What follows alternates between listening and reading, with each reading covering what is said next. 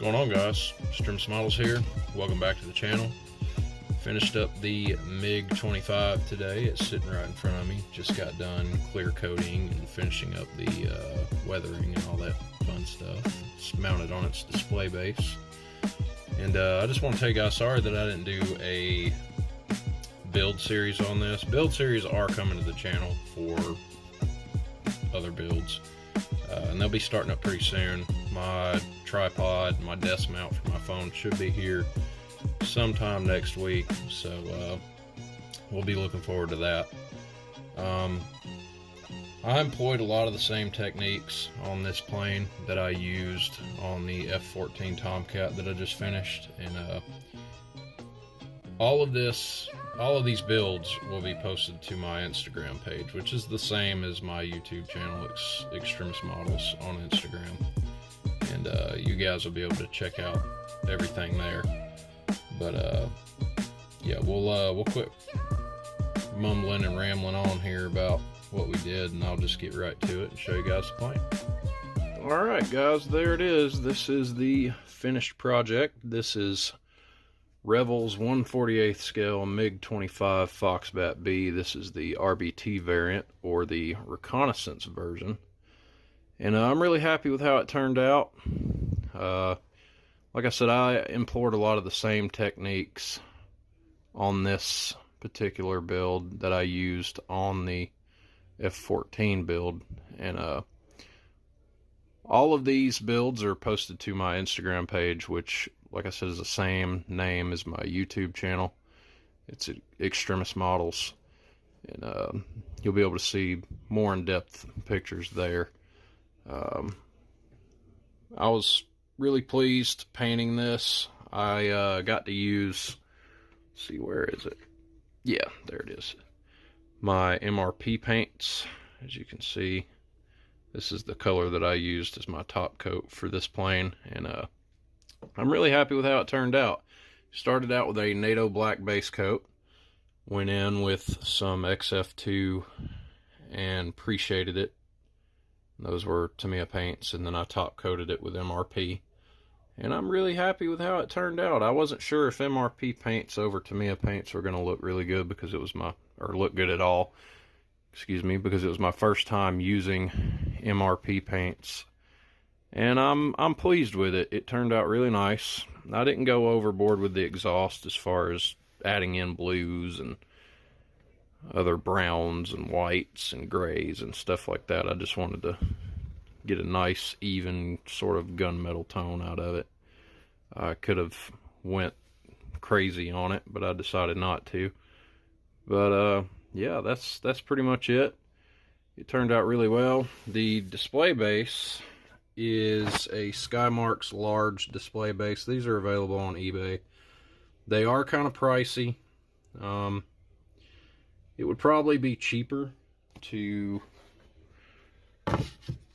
buy a bigger display base like this from Hobby Lobby and stain it. I've got this for another project coming up with either an F-35 or an F-15 or something. I'm not really sure. And I'm going to use acrylic rod or another one of these types of metal arm sort dealios to get it mounted.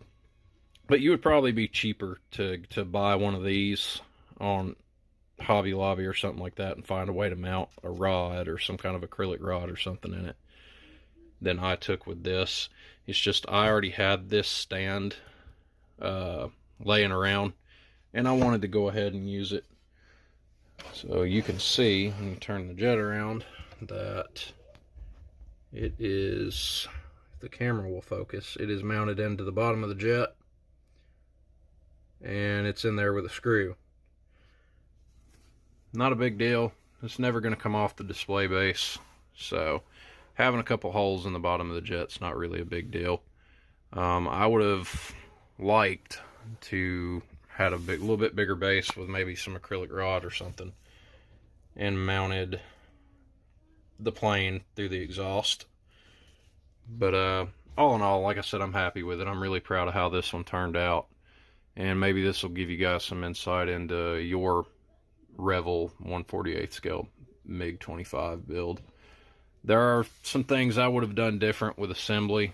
The plane goes together very modularly, I guess you would say, in sections, really weird sections. Like there's this top half up through here, the sides come together, there's a bottom, and then there's these weird sort of, they're like bulkheads or something throughout the entire inside of the fuselage.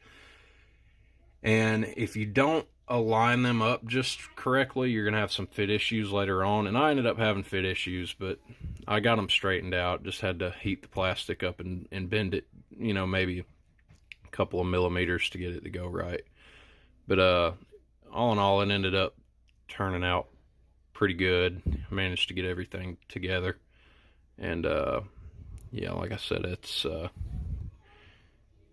think it looks really, really awesome. I like to weather the crap out of my my Russian jets, and this one's no different.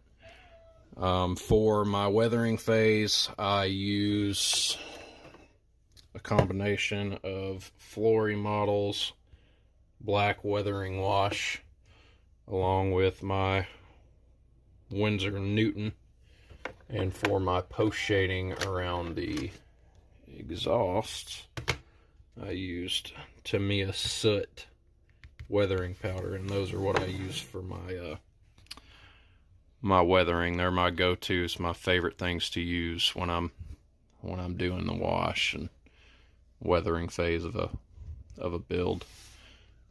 The pilot down in there is from, I think, like an I think this is left, might be, yeah, this is left over from my F-14 Tomcat build.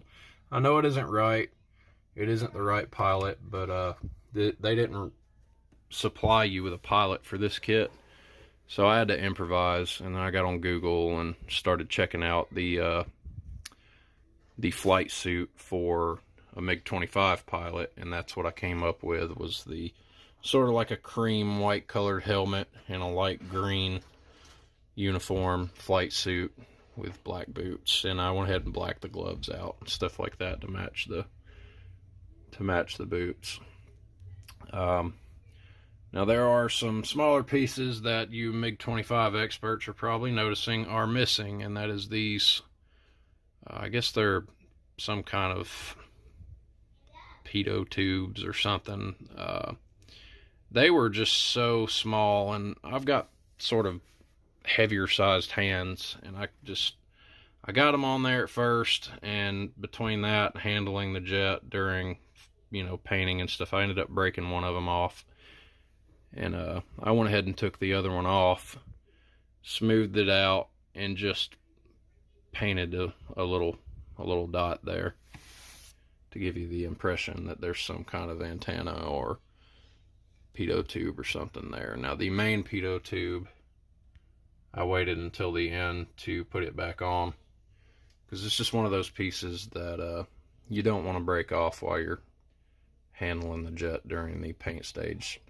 A lot of times it's easier just to go ahead and glue it on there in the beginning and not have to mess with it later on, but you run the risk of damaging it later on. But yeah guys, that's pretty much it on the Revell 1/48 scale MiG-25 Foxbat. Hopefully this video is informative to you all, and it gives you a little insight into what to look forward to in your next build. Take care, guys.